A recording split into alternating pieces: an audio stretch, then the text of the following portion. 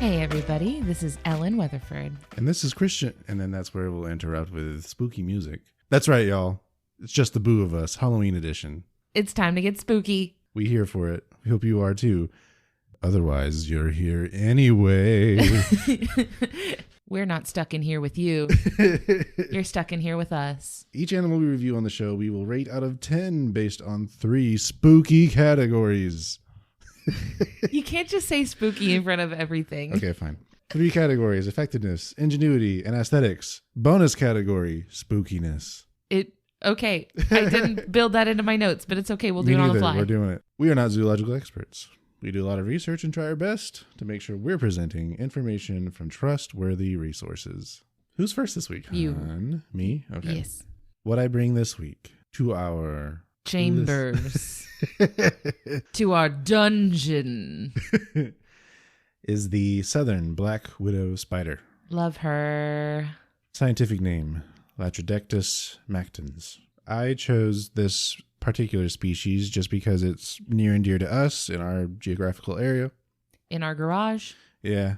Many people are familiar with the term black widow spider, but that actually refers to about 30 some odd different species. Oh, wow. Yes. This species was submitted to us by What Are You Podcast. Yay. That's with Megan and Dylan. Hi, Megan. Hi, Dylan. And my information is coming from UF's entomology and nematology website, entnemedept.ufl.edu. That was so many dots. Lots of dots. They got a Morse code URL. Also, Florida Department of Agriculture and Consumer Services, found at fdacs.gov. And finally, Animal Diversity Web, found at animaldiversity.org. Represent. Yep. So, let's get into it. Yeah, introduce me to the spitter. So for those that have not seen this spider, or maybe haven't even seen a picture of this spider, a basic description is a shiny black spider with a distinctive red hourglass on the abdomen. It's very ominous. Yes. And they're very pointy. Yeah, their legs are very spindly almost. Well, I don't know. Sharp. Slender. Sharp yes. is how I would describe them, although they're not actually sharp. They look like it, though. Yeah. So that's the basic description. This is like the iconic spooky spider. Yeah, for sure. Let's talk about how big they are. So this is another animal where the size is different based on their sex. So for females, they are 3.75 to 5 centimeters long, including their legs. And in imperial, that is 1.5 to 2 inches. The bodies themselves are about 1.25 centimeters or half an inch. Now with males, their bodies are only 0.6 centimeters long or a quarter inch. Oh. So the females are a good double the size of the males. Jeez. Yes. She sure is. Big mama. This particular species in the U.S. is found in the southeastern region. The range overlaps with the northern black widow. Outdoors, this species can be found in wood and rock piles, rodent burrows, and hollow tree stumps. Indoors, they can be found in places like outhouses, garages, Yep. sheds, and basements, usually low-lying areas. Specifically in our garage, near the ground against the wall. Near our lawnmower. Mm-hmm. They belong to the taxonomic family, and I find this pretty funny about how this is pronounced, I think. Theridiidae. Oh my gosh. This is like, okay, so when I talked about the roly-poly, their family name was Armadillidaeidae. So this is very similar to that. Yeah. They're also known as the tangleweb spiders, and it includes over 3,000 different species. Woof. Let's jump into our first category, effectiveness. These are physical attributes. How good are they at what they do? For the southern black widow, I'm giving a 7 out of 10. So first up, venom. It contains the neurotoxin alpha-latrotoxin. It is said to be 15 times more toxic than a rattlesnake's venom. Whoa. Yes. In humans, the symptoms of a bite starts 1 to 3 hours after the bite and include intense pain, rigid abdominal muscles, muscle cramping, malaise, which this is a new word. I didn't know this word before. It means general discomfort whose source is hard to identify. It comes from the French word. Oh, yeah? Mm-hmm. What's the French word? It means like sickness. Oh, okay. Sweating, nausea, vomiting, and hypertension. And for those that aren't familiar, hypertension means an increase in blood pressure. Left untreated, those symptoms last 3 to 5 days. But if you were to go to a hospital for this and you were having a severe enough reaction, calcium gluconate and or antivenin may relieve or counteract those symptoms within 24 hours. Oh, okay. So this Yeah. is very treatable, it sounds like. Yes. My next point, human fatalities are very rare. One study says that between 2000 and 2006, a total of 23,409 bites from black widow species were reported in 47 states in the United States. So of all those bites, none were fatalities. Wow. None. Okay. So they're maybe not as deadly as they're painted out to be, for humans at least. Well, especially not nowadays. So first of all, the title of that study was A U.S. Perspective of Symptomatic Latrodactys Species Pluralis, meaning the Latrodactys, all of its species. So that's all the black widows. Envenomation and Treatment, a National Poison Data System Review. The author of that is Andrew A. Monty, MD, Becky Butcher Bartleson, PhD, and Kenan J. Hurd, MD. That was published in 2011. And they got their data from the National Poison Data System. Good, robust information. Yes. So from a medical perspective, it's mostly small children, those with other immunity problems going on, that kind of thing, that are most at risk of having a fatal reaction to this bite. That makes sense. Yep. And also, they are kind of a metropolitan animal, right? Like, they're okay with living in, like, populated areas. Yeah. So even if they do bite somebody, it's likely that you're not going to be, like, 100 miles away from the nearest hospital or something, right? Like, if you do develop symptoms, treatment is accessible. Yep. And it seems like using anti-venom is a pretty rare thing that is needed. It's usually only done when there's a very severe reaction. Do they use this venom as self-defense? Do they use it to kill their prey? Like, what is the venom for? It's used to kill their prey. Oh, okay. Yes. And then I'll talk about more in the ingenuity part as to why it becomes used on things like humans. Oh. So the next thing on my effectiveness score is on the silk. So I just think spider silk in general is very interesting. I'm just now realizing this is the first spider we've talked about. Yep. So lots of spiders have silk, what they make their webs out of. So I just think that's an interesting characteristic of spiders in general. You know, they use it to catch prey, to suspend egg sacs, that sort of thing. And speaking of egg sacs, my final thing for effectiveness is they have so many babies. Around 220 eggs in a single egg sac. That's so many. That's a lot. That's a lot of babies. So are these like the type of spiders that carry their babies on their backs? No. Okay, good. Thank God. So they create an egg sac, put their eggs in there, and then they'll suspend it in their web, usually. Okay. I'm betting we might see one of those if we go into our garage. It's probably out there right now, yeah. So yeah, that's what it does there. I mean, obviously it's one of those, have as many babies as you can, because it's not very likely many of them will survive. I know, they're just little spiders. And part of that is because of cannibalism. But oh, all right. We're back in praying mantis territory.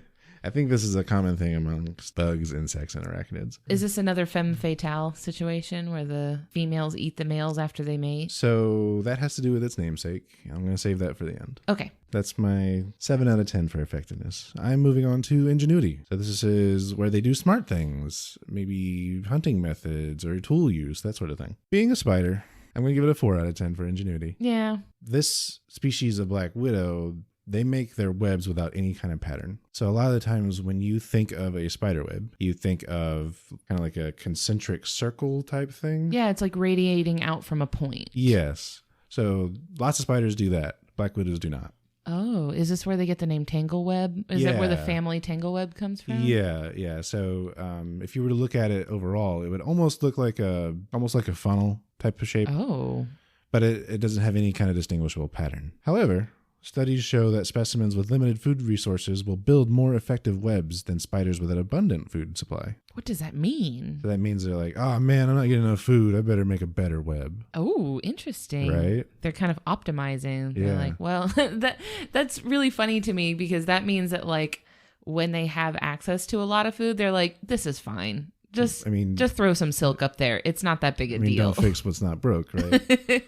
They're like, I don't have to put that much effort into this. They're right? like the underachiever spider. Yeah. So, and then my next and final thing for ingenuity is they actually have a very timid nature. Really? Yeah. They will usually run away when confronted with something. They usually only bite something the size of a person if they're trapped between it and something else. So that could mean being sat on, being like the person is grabbing something and there is a spider there. That doesn't make me feel good because of this one time. Okay. I used to work at PetSmart.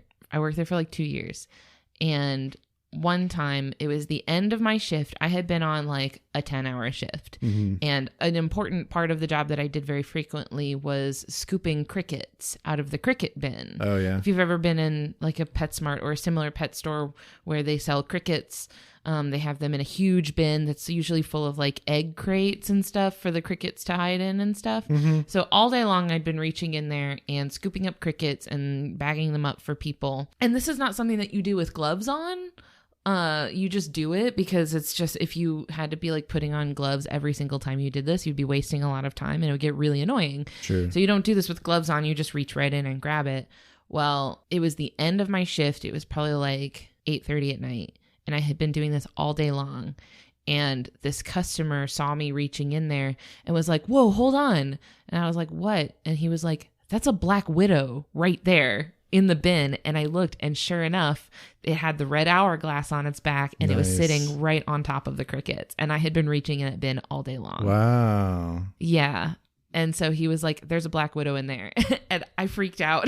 and I didn't know what to do. So I went and got the manager. I think the manager just like got the spider out and sent it away. But I just felt so like panicked that I had been reaching in there all day long with bare hands, inches away from a black widow. Yeah. I mean, that was probably a big buffet for that spider. Yeah. So apparently that's actually really common. It's really common for spiders to get stuck in shipments of crickets, but the black widow just happened to be the one that was in there. Wow. It freaked me out so bad. Happy Halloween. So one of the reasons that spider bites by the black widow have decreased over the decades is with the invention of indoor plumbing. So I say this because one of the popular places for people to get bit by a black widow was in outhouses. Oh, no. Yes. Oh, gross. Because they would hang out around the seat part of it. Yeah. Yeah. That is the worst scary story. This is our campfire scary story. I'm terrified right now. But maybe check under your indoor toilet too. Stop it. You're the worst. So moving on to aesthetics. How pretty is it? Or, aesthetically pleasing? Yes. I'm giving you a 9 out of 10. It's a beautiful spider. Yes. So first of all, the glossy black look. So excellent. Yeah, it's pretty interesting. It's kind of almost alien-like to me. Interesting little thing to go back to how they differ between the sexes. So males actually lack the hourglass, but may still have small red dots on the top or bottom of their abdomen. Are the males venomous as well? Yes. Oh, that's not great.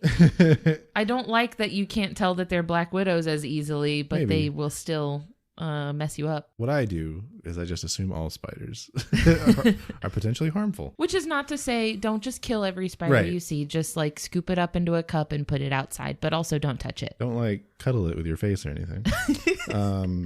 Spiderlings, which is what they call the little spiders. I never knew that. A spiderling. The spiderlings are initially white without the hourglass or spots. They progressively gain coloration and patterns with every molt. All right. Thanks for the new gamer tag, Spiderling. I like that. That's so adorable. Yeah. Oh, 9 out of 10 aesthetics. Very good. Spooky rating. Yes. Probably 10 out of 10. Funny story that I'm just now remembering. Back when I was working on my bachelor's for computer science, I had this one class where we were learning how to program things for mobile devices. There was this one unit where I think it was an iPhone application. We were just learning how to do some things. And it involved having like a character you could drag with your finger, and then when it runs into a different character, something happens. So what I did, I made that first character a big black widow spider. And then the second one like a bird or something. And then when you drag the black widow spider to the bird disappears. What? I don't know why I chose those things. That doesn't make a lot of sense. It doesn't, but I learned something, I think. Was the implication in your mind that the spider bit the bird and the bird died of the venom? Well, also the scale was such that the spider was bigger than the bird. Here's my thought for our next D&D session. Giant black widow spider. End of prompt. Okay. So, yeah, spook, 10 out of 10. Miscellaneous info about the black widow. So, their conservation status is no special status. Sure. Makes sense. I don't think they're in any kind of trouble. Their namesake came from the belief that females kill and eat males after mating. Is this an accurate belief? Not entirely. Oh. So that particular behavior was mostly observed in lab conditions. Okay. With crowded enclosures. So it's thought that that act had more to do with the males not being able to get away than the desire of the Black Widow female to eat the males. Oh, so it was just kind of an opportunity thing. Like, yeah. She just kind of saw the chance and she took it. Yeah. You go, girl. So it's thought in the wild, the male would be able to get away. So that's the southern black widow spider. Awesome. What a good spider. I have a new appreciation for our little roomie. Yay. For our little roommate in the garage. Also, side note, they're beneficial because of all the bugs they eat. That is so true. And the reason why we have decided to make peace with the black widow that lives in our garage. Yeah. So we came home. Gosh, when was it that we saw that spider? We had I think we had just come home from our trip to Atlanta, and I was upstairs doing something and you were downstairs. I think you'd just come in from mowing the yard or something, and you sent me a picture from the garage of this black widow spider, and I could tell that it was inside of our garage, and I was like, welp, I didn't want to see that. I didn't want to know about that, but now I do, and now I just have to be aware of that. Yeah. But I mean, it seems like she stays in the garage and doesn't really bother anybody. It's true. She hangs out by the garbage cans. Yeah, she's just kind of minding her own business, and we leave her alone. Yeah. And she leaves us alone, and so that seems to be working out well for us so far. More than I can say for that wolf spider that got in our house. Hit. Do you remember that? Yeah.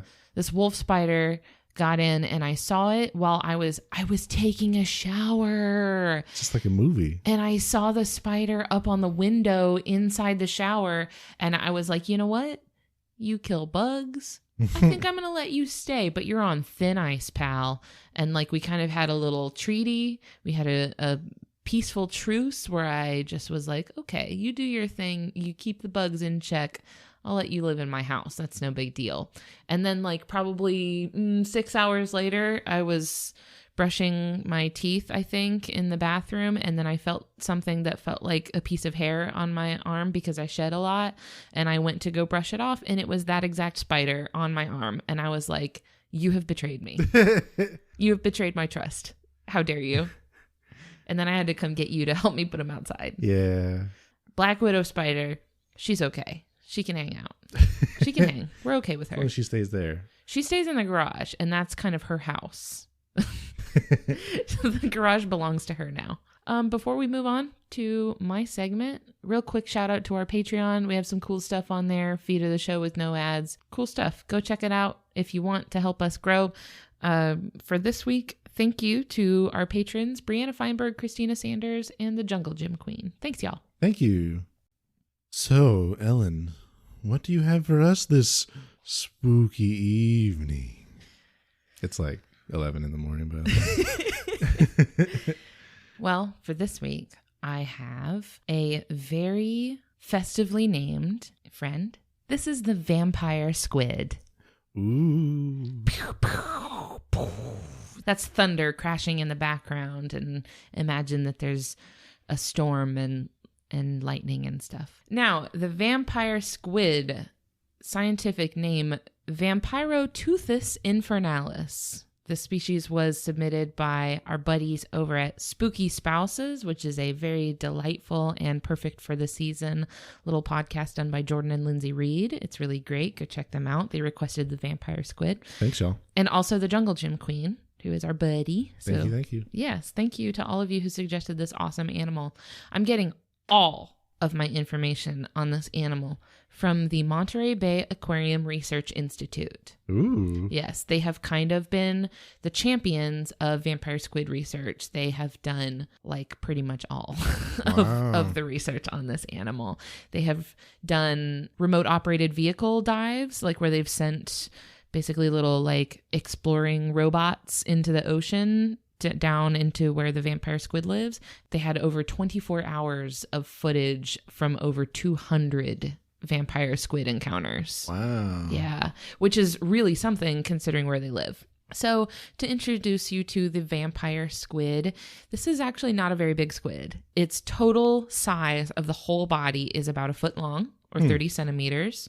It's about the size and also the shape of a football. It's not that big. Also, males are smaller than the females. Okay. Yeah, just like the Black Widow. A theme. So if you've never seen this squid, please look it up. It's so delightful. It looks like a squid with a sort of conical tapered mantle at one end, the mantle being the part of the squid where all of the internal organs are. So if you're thinking of a squid in two parts, there's the arms on one end and the mantle on the other. Yeah. So the arms are coming out of the mantle. So it has a conical tapered mantle at one end and then 8 arms sticking out of the bottom. But the arms are webbed. So there's webbing in between the arms, which is not the way most other squids look. This gives it a look that is similar to a cloak or a bat's wing, which is where they get the name vampire from. Gotcha. I feel like the webbing around the body makes it kind of look like it's wearing a skirt. That's what I think it, because it's all the way around, right? It's not just like partial. So I think it looks like a skirt. It also has huge round eyes and 2 flappy fins above its eyes that look kind of like big giant Dumbo ears. Aww. Yeah. You will find these all over the world in deep water between 300 and 4,000 feet, which is quite the range. It's but typically the deeper the better. Or that is also between 90 and 1,200 meters. You usually find them very, very deep though. Their taxonomic order is called Vampiromorphidae. The vampire squid is not actually a squid. I'm sorry. What? It's not a squid. It is a cephalopod. Okay. But it is not technically a squid. This species, the vampire squid, is the only surviving member of not just its genus, not just its family, but its order. Wow. The only one. Squids and cuttlefish are also cephalopods. Okay. This species first appeared around 300 million years ago, and it has changed very little since then. I guess, again, with that, if it's not broke. Yeah. So this is why you'll see a lot of people refer to them as a living fossil. Okay. For effectiveness, I'm giving the vampire squid a full 10 out of 10. Wow. Yes. So I want you to think back to our episode on the Arabian camel. Mm-hmm. For the Arabian camel, I also gave them a 10 out of 10 for the adaptations that they had that allowed it to survive in extremely hostile environments. This is that. That was my reasoning for this full 10 out of 10. The vampire squid is extremely well suited to live in a very uninviting part of the world. So to explain that, first I'm going to explain how and what it eats. Okay. So the vampire squid looks like a predator. And in fact, the other squids and octopuses and stuff like that, they are predators. But the vampire squid is a detritivore. The way that they eat is they drift passively through the water. They kind of flutter their little fins a little bit, but for the most part, they're just drifting. They're not really swimming actively. So they passively drift through the open water with their arms spread out like a net. And they drag behind them a very, very long, very, very thin, curly filament. So it looks like a giant piece of string trailing out behind them. They just kind of let it trail behind them as they swim around. Now, this filament is covered in these tiny little microscopic hairs, and it also has sensory nerves in it. So the hairs gather these little bits of what's called marine snow. Marine snow is just bits of debris floating through the water that consist of waste and remains of other sea life. So they're not actually eating animals. They're eating the remains and waste of other animals. Huh. So they're basically just the little trash collectors of the ocean. Oh. Yeah. So once the filament has gathered enough little tasty snacks, the vampire squid closes up its arms and reels in the filament and pulls it back in. And it pulls it between the arms, and the arms scrape off the little yummy bits that it's collected on the filament. And then once it's scraped them all off of the filament, it deposits them into its mouth. Wow. So on the inside of those arms, so from the outside, it looks kind of like an umbrella. Mm-hmm. But on the inside, all 8 arms are lined with what look like spikes, pointy spikes. Right. And they look very menacing. They look like very sharp teeth. But those are actually soft and fleshy structures that are called cirri. I think that they're very similar in structure and texture to the spiky silicone jewelry that was very popular in the late 90s and early aughts. Okay. Do you know what I'm talking about? I think so. It was like every like preteen girl had these little earrings that was like a ball with these soft silicone spikes on it. Do you remember this? I think so. This is what it makes me think of when I see their little cirri on the insides of their arms. It's very much like that. So the cirri are actually what the vampire squid uses to pull the food into its mouth. So they actually have two filaments. Okay. And they have one extended at a time, and there's a pouch on the inside of the arms that stores the filament. Huh. Yeah. So the cirri pull the food inside the mouth. Okay. Now, all of this, the diet of the vampire squid, was only known after observations in the wild by the Monterey Bay Aquarium Research Institute in 2012. Wow. Before 2012, everybody thought that they just ate like little shrimp and stuff like every other squid. Not so. It wasn't until just a few years ago that they found out what they actually eat. Yeah. Crazy. I know. This goes back to that thing that we talked about, how we know more about the moon than about the deep sea. Like we're like still learning about stuff that animals that we've known about for like 100 years, and we just had no idea what they ate. Huh. Yeah. I thought that was really cool. So to tie that back into their effectiveness score, that very passive lifestyle of just drifting slowly through the water, that requires very little energy output. This is due to the fact that their bodies are actually neutrally buoyant, like we talked about with a blobfish. Yeah. So they don't have to spend any energy to drift through the water like that. They're just chilling, like letting the food come to them. They have this really, really slow metabolism, and that combined with a very large gill surface area and also a specialized type of blood. They have this specialized protein in their blood called hemocyanin. Hemocyanin is kind of analogous to hemoglobin that we have in our blood, except hemocyanin is based on copper instead of iron, and it is blue instead of red. All you really need to know for this purpose is that it binds to oxygen much better at lower temperatures than hemoglobin. I won't go any further into the chemistry of all this because it's very complicated and confusing. Basically, what you need to know is that they have this blue blood that makes them really, really good at passing oxygen through their body in low temperatures. So all of these adaptations allow them to survive in a part of the ocean called the oxygen minimal layer. And this is a part of the ocean that is so deep that there is as little as 5% or less oxygen saturation in the water. Little to no light. And there's also very, very, very little oxygen. And they can live there just fine because they have all these crazy adaptations that let them live on basically nothing. That's awesome. It's so crazy, isn't it? This part of the ocean is so cold and so low in oxygen that very few other animals are able to survive there. Especially not anything that would be big enough to eat the vampire squid. So like the things that do live down there are so tiny, right? They're like little microscopic like plankton and stuff. Nothing that lives there is going to be able to eat, not nothing, but like so little that lives there is going to actually be able to eat the vampire squid. So they don't actually have to worry about predators at those depths. Wow. So this was what I talked about with the camel, right? They don't have to defend themselves because nothing's hunting them where they live. Like they just live where nothing else can survive. And they don't have to worry about fighting predators or anything. Solid strat. Yes, it's very good. That being said, there's also very little prey found at these depths. Like, you know, yeah, there's no predators, but there's no prey either.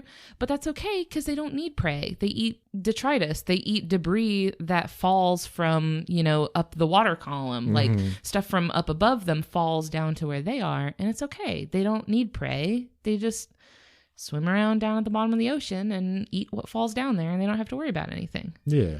Yeah, I thought that was really cool. It is. Now, that's not to say that they don't have any defense mechanisms, because they do. They can defend themselves. Ooh. They can.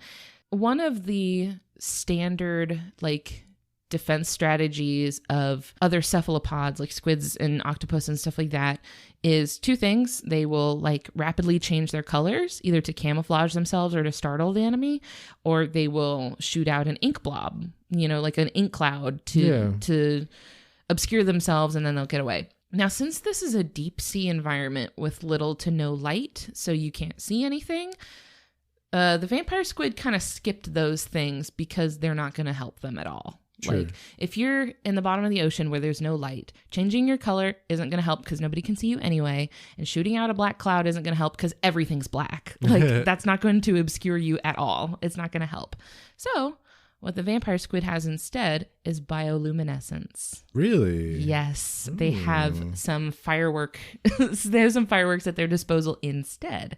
So the vampire squid's arms and mantle are equipped with light-producing organs, especially in the tips of the arms. And these organs allow the vampire squid to glow, as well as fire off clouds of glowing particles. Whoa. Yes, from the tips of its arms, where it will actually like expel bioluminescence into the air and make this kind of fireworks display. That's crazy. It is. It's very, very cool. The last thing I gave it for effectiveness was the fact that they have these really, really big round eyes that allow it to absorb as much light as possible down in the deep sea. This is like a common thing for deep sea creatures. I saw some sources say that in proportion to the rest of its body, the vampire squid has the largest eyes in the animal kingdom. But then I saw some other sources say that there are like some tiny microscopic creatures whose eyes make up like a third of their body. And this is clearly not that. So I don't know if it's like the largest in the animal kingdom, but they're definitely up there. Okay. Very, very big eyes considering the size of their body. So that's my 10 out of 10 for effectiveness. This is like a hyper specialized animal. For sure. So for ingenuity, I'm giving it a 6 out of 10. Okay. It's okay. So going back to its sort of escape strategy of using bioluminescence, they have this other thing that they do when they're threatened that they're known for. So they pull their arms up over the top of their head and they flip their body inside out. So they're exposing those spiky cirri outward. And this is called the pineapple posture because they look like a pineapple floating through the water. I like that. It can look very scary. Like it protects their mantle because they're shielding it with their web, but also it looks spooky. Sure. It looks very, very scary. So it can look very intimidating and it can cause some predators to be like, oh my God, what is that? And then they leave it alone. They will pineapple posture, looks very scary and intimidating, but what they will also do when they're intimidated is they can flash their arms. They can do like pulsing displays of light, and then they shoot out their glowing cloud, and then they use jet propulsion to swim away very quickly. Okay, so they do have the ability to swim quickly then. They can swim very quickly in very small amounts. Right. In very small bursts. They can shoot a jet of water out of their mantle, and it'll get them as far as they need to get. They can't do it for very long, but they can in very small bursts. It takes a lot of energy to do that, so they try to only do it when they really have to. Sure. But they can. They have it. They have the capacity for it. So yeah, the vampire squid can control its luminosity, producing dimmer or brighter lights depending on the intensity of the threat. So they showed videos that the researchers took of like them handling the squid in different amounts, and they found that the more they handled it, the more intensely they handled it, the brighter it would glow. So it can actually control the intensity of its light. This actually is a major plot point of an episode of The Octonauts. Really? For parents or I suppose just cartoon appreciators out there, there is a delightful cartoon on Netflix.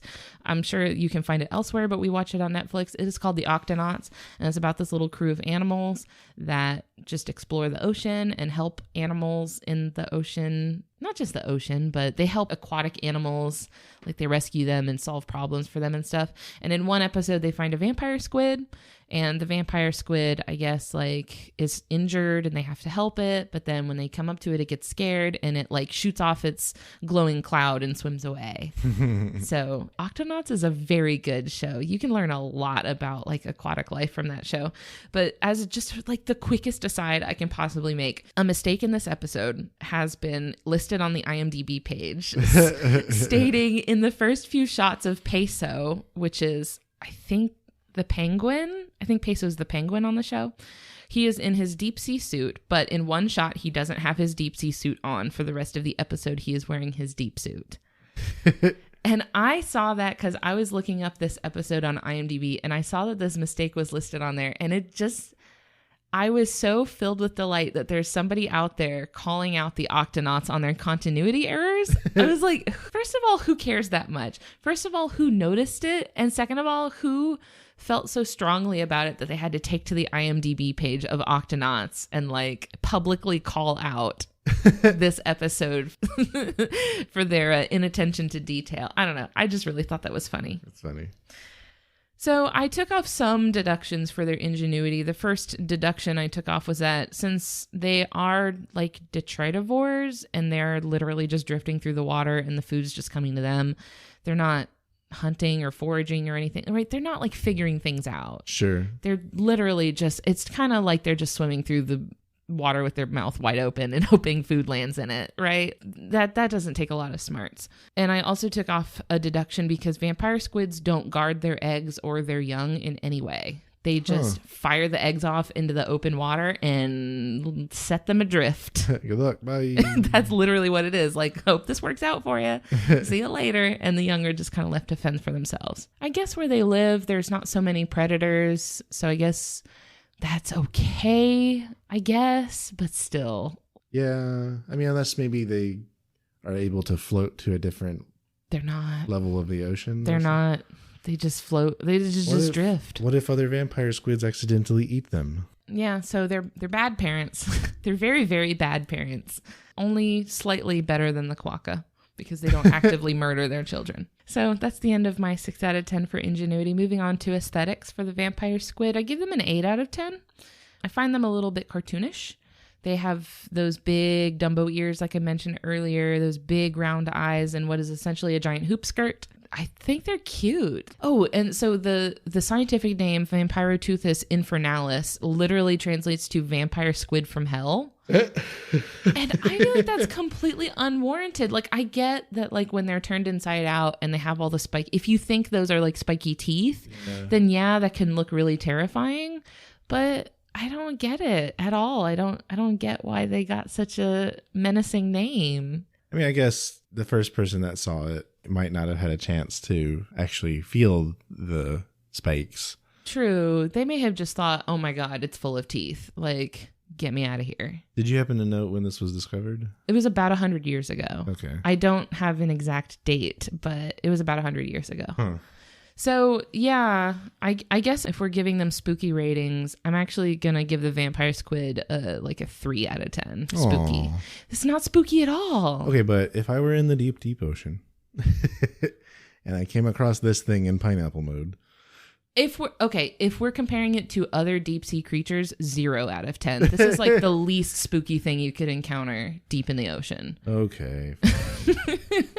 There's, soft boy. Very soft. Uh-huh. They have like almost like a jellyfish-like texture to their body, right? So soft boy, a gentle glow to them, big Dumbo ears. They won't do anything. They're completely harmless. They don't even have teeth. They, way up inside of their mantle, like in the middle of like hidden by all their arms and stuff, they have a little beak, but it's like interior. They cannot do anything to you. Like if I was at the bottom of the ocean and I came across a vampire squid, it would be a real breath of fresh air. I would be delighted to see one. But because you know what it does and is, I feel like if you didn't know what it was, you would probably safely assume, nah. Yeah, that's true. I guess if I had never seen one before and this was my complete like flying blind and I saw one of these, it would probably be a little terrifying. But with you think that thing wants all of my blood. Hence the name Vampire Squid. Yeah, but knowing what I know about it, I give it a... What did I say before? Did I say 3? You said 3 and then 0. I'll split the difference. I'll say like a 2 out of 10. It's a 2 out of 10 spooky. This is not spooky at all. So wrapping up with some miscellaneous information, their conservation status is not evaluated. Like other deep sea creatures, they are threatened by changes in ocean temperatures and also acidity and declining oxygen levels. So all of those things naturally affect everything in the ocean, including vampire squids, even though their population numbers haven't been observed well enough to have a good idea where they're at as a species. And my last note that I want to include is that the only vampire squid to have ever been displayed in captivity was at the Monterey Bay Aquarium In May of 2014, they had a vampire squid on exhibit. What happened to it? Not good. So they had it in May of 2014. It went out on exhibit. They, said publicly that it was a rotating exhibit. And they also said in their press release, like all deep sea creatures, they're very fragile. And they basically were like, hey, it's not going to be here for long. Come check it out while you can. And they had it on an exhibit briefly. It wasn't doing very well. So they took it off exhibit. And then I saw another thing from them saying that they put it back out for display again in August of 2014, which was a few months later. But then that was it. I couldn't find anything else about it. I dug in to see if I could find anything about like any updates on what happened to it, but I'm assuming it just died. And now it haunts Monterey Bay Aquarium. The ghost of the vampire squid. It's just kind of ghosting around like, hey, you gonna eat that trash? Don't touch my trash. That's kind of the way it goes for any sort of deep sea creature. I feel like deep sea creatures, especially since the part of the ocean where the vampire squid lives is so low in oxygen, it's got to be really hard to maintain an accurate simulation of that environment. So it's probably just not very good for them to be in captivity at all. Yeah. But I mean, they've done a lot of really cool research on them, and that was just the only time that one has ever been displayed in captivity.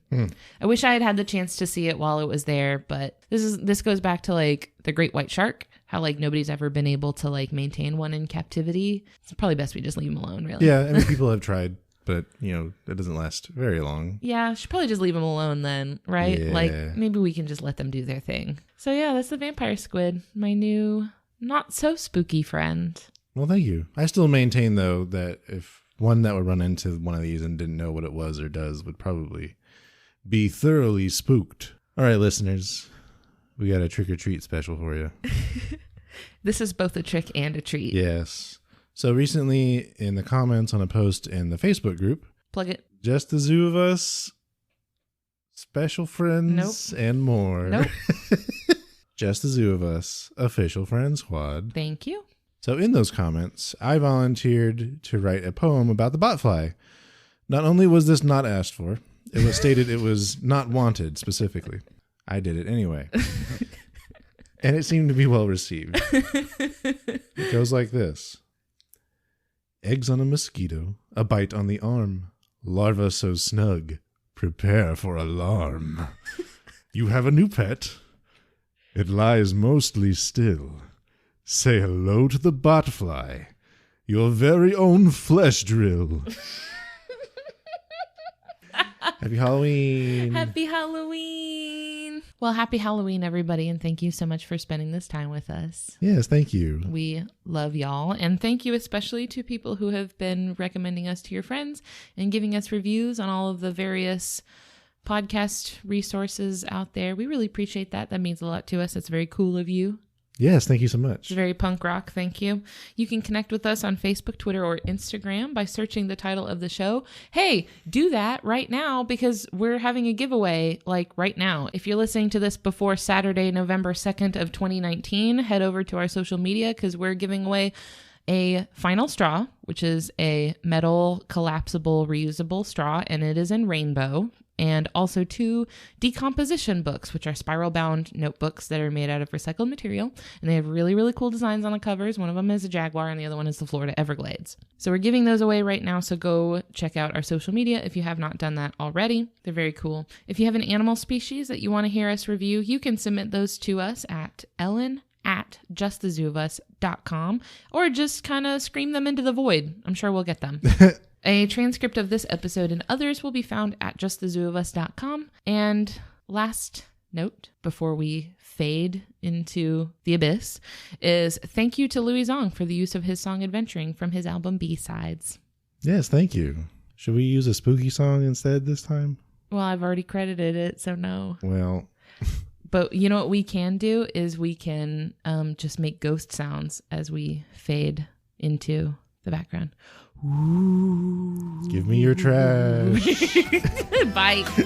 Bye, y'all.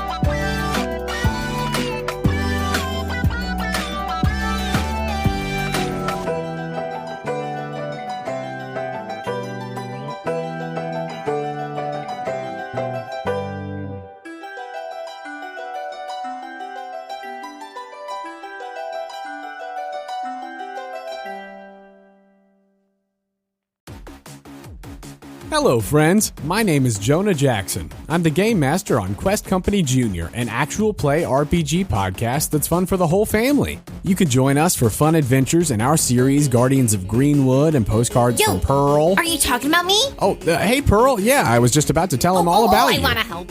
My name is Pearl. I'm 10 years old. I'm a super cool Pokemon trainer. My best friend is a seal named Sealy. Or? I'm exploring the Kanoko region to become the very best, like no one ever was. Oh, yeah, Kanoko is a brand new region. I'm making a lot of new friends, and I'm trying to take down Team Nasty. Well, those guys are no good. Yeah, they steal Pokemon and turn them into shadow Pokemon. What the heck? Well, if there's anyone who can stop them. It's a 10-year-old who was raised on a cruise ship. Or. Okay, Sealy and I are gonna go train. See you later. Bye, Pearl. If you want to follow Pearl's adventures, check out Quest Company Jr. wherever you get your podcasts. Quest Company Jr. Fun at the table, fun for the family.